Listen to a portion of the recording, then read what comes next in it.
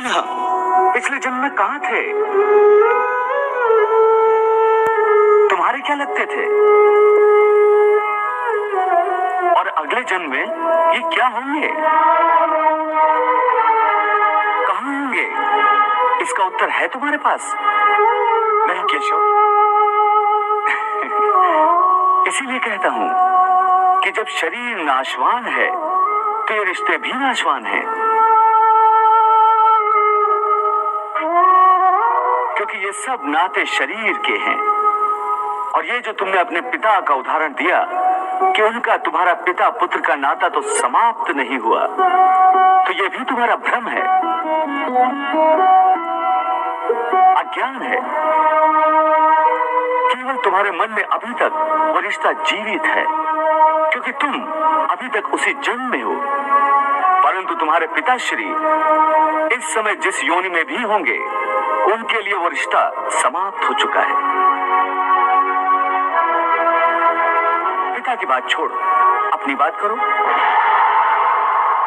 पिछले जन्म में जब तुम्हारी मृत्यु हुई होगी, उस समय तुम्हारे सब संबंधी रिश्तेदार रोए होंगे। तुम्हारी पत्नी ने, तुम्हारे पुत्रों ने बहुत विलाप किया होगा।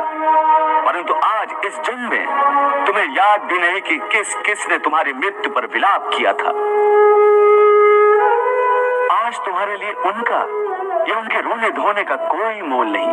इसलिए समझा रहा हूं कि ना किसी के मरने का शोक करो, ना किसी के साथ नाता टूटने का दुख मानो। वैसे भी मेरी माया इतनी प्रबल है अर्जुन, कि जिन्हें तू समझता है कि तेरी मृत्यु के बाद शोक करेंगे, सारा जीवन रोते रहेंगे, वो भी असत्य है। मेरी माया के प्रभाव से थोड़े ही दिनों के बाद उन रोने वालों को तू फिर हंसता खेलता देखेगा।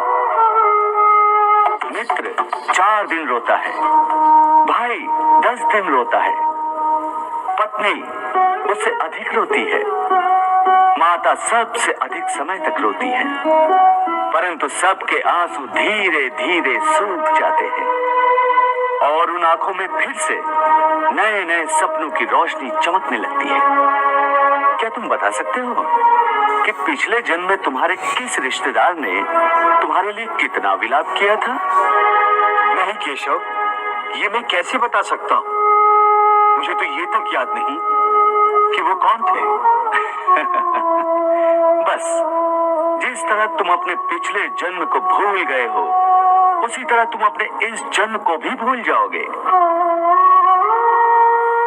इस जन्म के रिश्तों का अर्थ तुम्हारे आने वाले जन्म में कुछ भी नहीं रह जाएगा।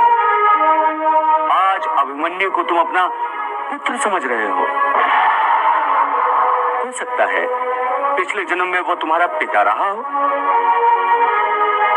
या आने वाले जन्म में तुम्हारा महाशत्रु बन जाए। आज तुम जिनको अपना रिश्तेदार समझ रहे हो, जिन्हें आदरणीय समझ रहे हो, और इसी कारण उनकी हत्या करने से संकोच कर रहे हो सकता है उन्हीं में से किसी ने तुम्हारे किसी पिछले जन्म में तुम्हारी हत्या की हो, या तुम अगले जन्म में उनकी हत्या कर दो। हे अर्जुन, ये रिश्ते शरीर के जन्म के साथ पैदा होते हैं और शरीर की मृत्यु के साथ मर जाते हैं। इसलिए इन रिश्ते नातों के चक्रव्यूह से बाहर आ जाओ। आत्मा अमर है, इस अमर सत्य को पहचानो। रिश्ते तो बदलते रहते हैं हे अर्जुन, इसलिए तुम्हें न रिश्तों से मोह करना चाहिए, न रिश्तों के टूटने का शोक करना चाहिए। यही सांख्य योग का ज्ञान है कि मनुष्य को एक सन्यासी की भांति सोचना चाहिए कि ये सब